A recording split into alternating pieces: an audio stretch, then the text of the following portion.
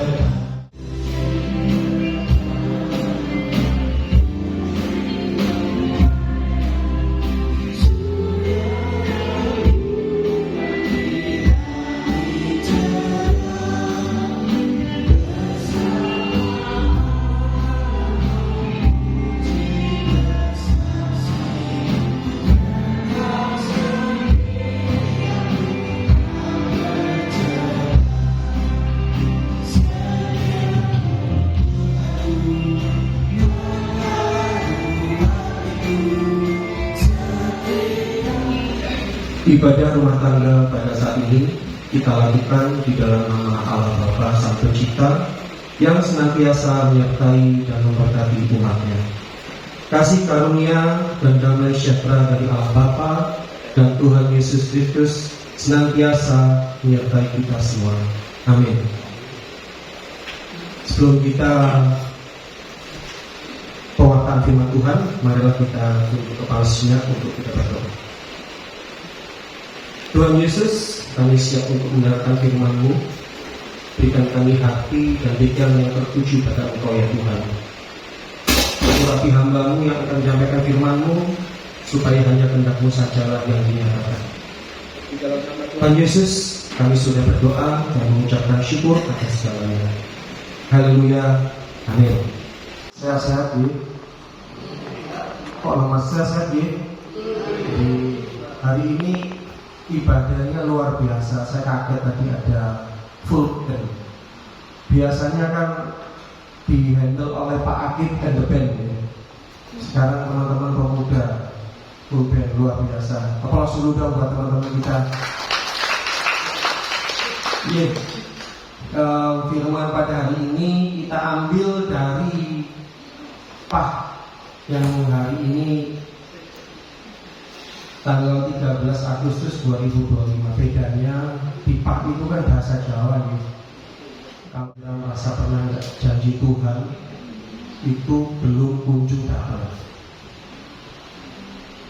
Jadi kita yang mengalami masalah kemudian menanti-nanti janji Tuhan, sampai kita sudah doa, sudah berharap, tetapi janji Tuhan itu belum kunjung datang juga. Pernah apa sering kira-kira? Oh, enggak pernah gitu. Oh, pernah. Iya. Justru enggak apa? Bisa sharing sebentar yang jenengan mungkin menantikan janji Tuhan yang sampai ya biasanya orang sampai waleh jekeh gitu ya. Loh. Oh, di sini aja. Iya. Oh. Jadi ternyata pergumulan ibu belum laku rumahnya nih. Ibu ini nanti dibantu ya jualin ya. Ye, dalam nama Tuhan Yesus bisa laku Ibu. Amin. Amin. Mungkin ada lagi yang punya pergumulan sampai saat ini, ataukah sudah sudah dikasih jawaban sama Tuhan tapi lama sekali jawabannya. Mungkin bisa sharing Pak Petra mungkin. Oh belum. Iya Bapak Ibu, hari ini kita akan belajar dari Yeremia 33 ayat 14 sampai 26. Intinya Tuhan yang luar biasa itu selalu menepati janjinya, dan janji itu pasti akan digenapi pada waktunya, pada waktu Tuhan. Iya, monggo kita buka Yeremia pasal 33 ayat 14 sampai 26. Saya ini minta bantuan 3 volunteer Israel mengalami masa yang sulit karena mereka mengalami masa pembuangan di Babel. Di dalam masa pembuangan ini mereka mengalami kehidupan yang cukup berat. Penderitaan serta kesulitan yang mereka alami bukan hanya karena beratnya pekerjaan di tanah pembuangan, tapi mereka juga berat karena jauh dari bait Allah. Penderitaan yang seperti inilah yang membuat bangsa Israel kehilangan semangat dan juga kehilangan harapan. Di dalam kitab Yeremia 33 ayat 6 sampai 7 tertulis bahwa janji Tuhan untuk mendatangkan kesembuhan dan pemulihan serta membangun keadaan Israel seperti dahulu kala. Dan di dalam keadaan ini mereka merasa janji Tuhan yang sudah diungkapkan itu seolah-olah mustahil terjadi, dan seolah-olah mereka tidak mempunyai harapan untuk mencapai janji tersebut. Tetapi Tuhan berkata, Aku akan menepati janji indah yang telah kukatakan pada kaum Israel dan Yehuda. Itu kita bisa lihat di Yeremia pasal 33 ayat 14. Nah, ini adalah janji pemulihan bagi bangsa Israel. Bapak Ibu Saudara yang terkasih dan mengasihi Tuhan Yesus, kalau boleh saya merangkum Yeremia 33 ayat 14 sampai 26 ini, ada 3 poin yang bisa kita ambil terkait dengan janji Allah pada kita sebagai umatnya. Poin pertama, janji Tuhan itu tidak pernah batal. Kita bisa lihat di ayat 14 sampai dengan 16. Tuhan tidak pernah membatalkan janjinya, walaupun kita umat yang dikasihnya di dalam hukuman. Janji Tuhan dalam hidup kita tetap berlaku, meskipun situasi kita ini sekarang seolah-olah nampak buruk. Sering sekali ya kita mengalami keadaan yang buruk menurut kita. Kenapa sih kita katakan buruk? Karena keadaan tersebut tidak sesuai dengan ekspektasi kita sebagai manusia. Kadang kita punya mata sebagai manusia kan ekspektasinya tinggi terhadap kehidupan ini. Kalau ekspektasi kita terhadap kenyataan kadang tidak sesuai, maka kita bisa down, stres, kita mengalami seolah itu masih buruk buat kita. Dan keadaan buruk menurut kita itu bukan berarti buruk menurut Tuhan, karena Tuhan kita tidak pernah mendatangkan hal atau mendatangkan yang buruk buat anak-anaknya. Itulah yang perlu kita tanamkan kepada diri kita masing-masing, bahwa Tuhan tidak pernah mendatangkan hal yang buruk yang menurut kita itu buruk.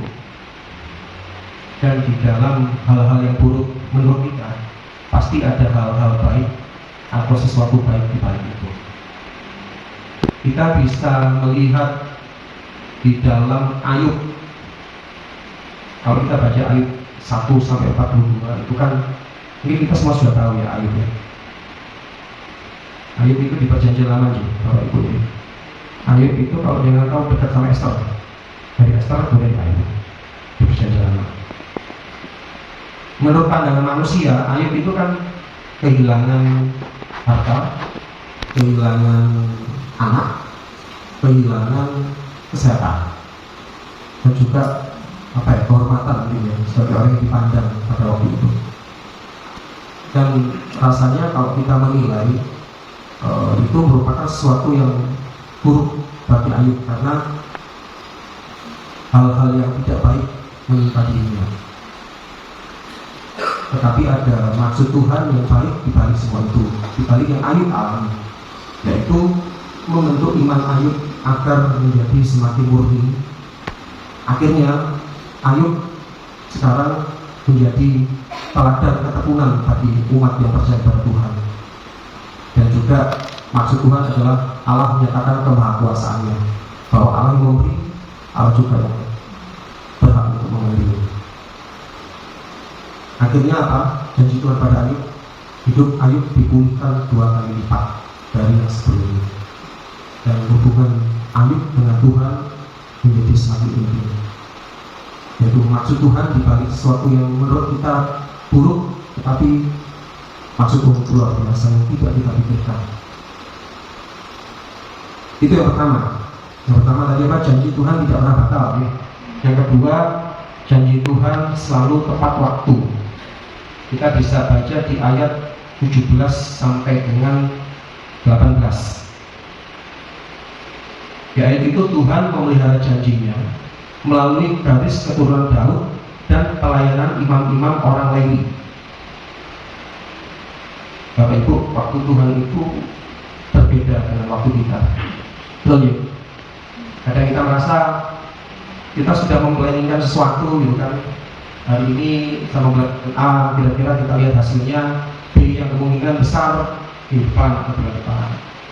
Tapi kalau hasil yang kita sudah pikirkan itu meleset, tidak sesuai apa yang kita ekspektasikan, nah itu kadang kita ngomel, waktu Tuhan, waktu kok kayak gini ya Tuhan, ya kita sudah memplanningkan sedemikian rupa, tetapi kok hasilnya tidak sesuai dengan waktu yang sudah kita pikirkan. Nah kadang kita sering memaksa Tuhan untuk mengikuti jadwal atau mengikuti rencana kita. Benar sih Bapak Ibu? Yang senyum-senyum berarti sering memaksa tadi. Dia bercanda ya. Jadi kita itu seolah-olah mengatur Tuhan agar setiap keinginan yang kita doakan harus tercapai sesuai dengan waktu yang kita planningkan. Ya konsepnya tidak seperti itu Bapak Ibu. Jadi yang harus kita percayai, waktu Tuhan itu adalah yang terbaik dan tepat pada waktunya. Kalau kita bisa contohkan di dalam Alkitab Abraham dan Sarah untuk mendapatkan Ishak. Tuhan berjanji kepada Abraham bahwa ia akan mempunyai keturunan seperti bintang di langit, dan janji Tuhan sudah digenapi pada waktunya. Walau kalau kita melihat secara manusia itu, kalau timbul bilang itu hal yang mustahil, karena Abraham itu usianya sudah mencapai 100 tahun dan Sarah sudah mencapai berapa? 70, 80? Pasti kira 90 tahun. Yeah. Abraham 100 tahun dan Sarah 90 tahun. Bagi kita, kalau udah usia, tadi Bu Wari usianya 77 ya Bu. Nah, kalau kita bandingkan Abraham 100 dan Sarah 90, kira-kira menurut kita yang hidup di zaman sekarang ini mungkin enggak untuk memiliki anak. Jangan-jangan begitu lahir bukan anak, nanti kalau kita sebut cicit gitu ya, karena perbedaan usia terlalu jauh. Mendadak sakit atau mendadak tidak bisa melayani.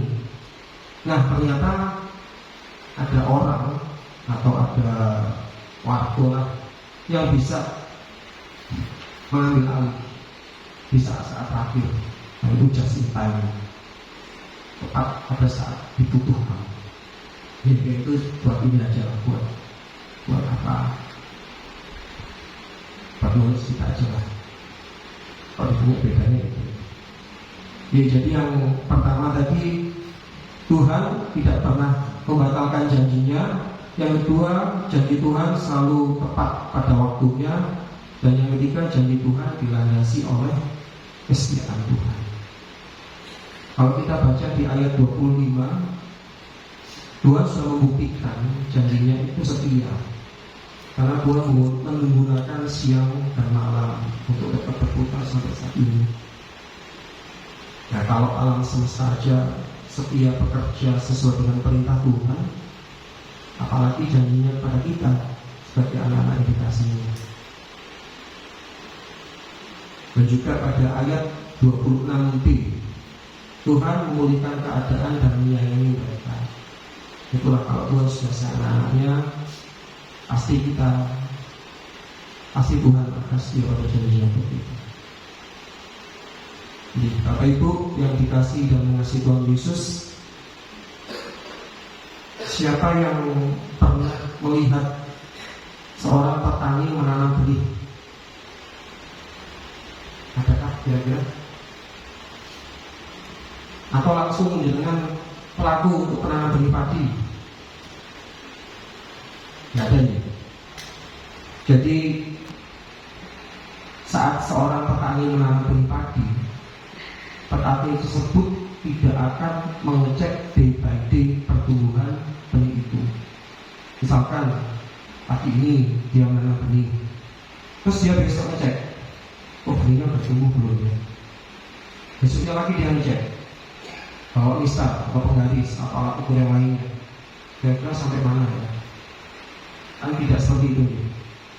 Jadi kalaupun dia memeriksa, dia hanya memeriksa keadaan sekitar sawah, apakah pengairannya cukup baik atau tidak, apakah ada hama yang mengganggu padinya, apakah pupuknya kuat atau tidak, gitu kan? Dan petani tersebut tahu ada musim untuk menunggu dan ada musim untuk menuai. Betul ya?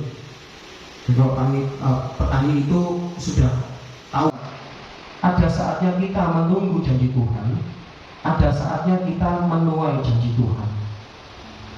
Nah, sekarang pertanyaannya, saat kita menunggu janji Tuhan atau jawaban Tuhan atas hidup kita, apa sih yang kita lakukan? Apakah kita merimen terus Tuhan? Doa ini, Tuhan yang kemarin belum dijawab loh. Besoknya doa lagi yang sama, Tuhan gimana sih ini kok belum dijawab? Aku butuh loh padahal Tuhan. Lusa itu lagi, begitu pula seterusnya, continuous, berulang. Ataukah kita sambil menunggu Tuhan datang ke orang pintar untuk tanya, kira-kira hasilku bisa panen kapan loh? Orang yang dianggap pintar lagi. Ataukah kita nunggu sambil mencucu, sambil cemberut gitu kan, kok nggak datang ya jawaban dari Tuhan. Nah, pada malam ini kita belajar ada 5 hal yang bisa kita lakukan saat kita menunggu janji Tuhan tergenapi. Yang pertama, kita harus mempunyai iman yang teguh serta berpengharapan yang tidak pernah pudar pada Tuhan. Karena kita yakin dan kita percaya kalau Tuhan itu sanggup menggenapi janji-janjinya pada kita. Kalau kita berpegangan dan berpengharapan, kalau bahasa Jawa gandul gusti ini pakai tadi, gandul gusti itu membuat kita terus melangkah walaupun hasilnya itu mungkin kita belum melihat. Itu kita bisa lihat di Ibrani 11 ayat 1, yaitu iman dari dasar segala sesuatu yang kita harapkan dan bukti dari segala sesuatu yang tidak terlihat. Jadi kita punya iman yang teguh dan pengharapan yang kuat. Yang kedua, kesabaran. Ya, kita harus doa sabar nih Bapak Ibu ini mendampingi janji Tuhan atas hidup kita. Karena janji Tuhan itu tidak selalu datang sesuai dengan keinginan kita. Berdoa dengan konsisten kepada Tuhan, tetapi bukan berdoa untuk memaksa. Bukan seperti debt collector sama Tuhan ini. Kenapa kita harus berdoa secara konsisten? Karena untuk menjaga hati kita, menjaga hubungan kita untuk tetap intim sama Tuhan. Itu yang harus kita lakukan. Yang keempat, kita harus taat terhadap hal-hal yang kecil. Karena Tuhan itu sering menguji kesetiaan kita anak-anaknya dalam perkara-perkara kecil sebelum janji yang besar itu akan digenapi untuk kita. Barang siapa setia dalam perkara-perkara kecil, ia juga setia dalam perkara-perkara besar. Dan yang terakhir, kita harus mempunyai hati yang bersyukur.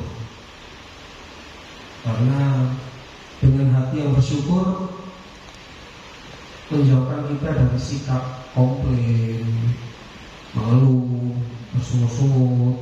Kata orang kalau mukanya lucu itu jauh lebih berkah.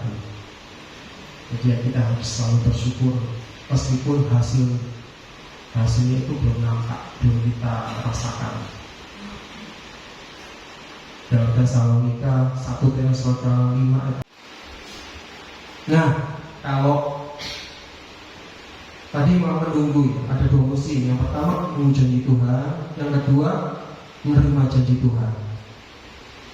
Apa yang harus kita lakukan setelah kita menerima janji Tuhan? Ya, kira-kira apa? Jadi kayak orang ujian gitu ya, kayak anak-anak ujian.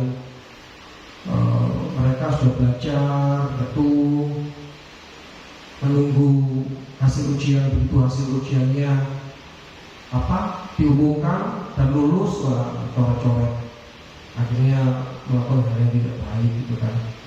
Luar biasa, karena janji Tuhan itu ibarat fajar yang selalu membawa terang dan membawa harapan baru setiap pagi. Jadi janji Tuhan pasti akan digenapi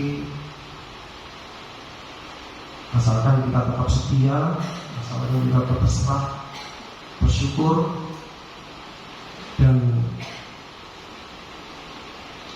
kita tetap percaya bahwa Tuhan memberikan yang terbaik untuk kita. Marilah Bapak Ibu kita untuk tetap percaya, tetap setia melayani Tuhan dan sama, karena janji Tuhan itu pasti nyata bagi kita semua, anak-anaknya yang percaya. Tuhan memberkati kita semua.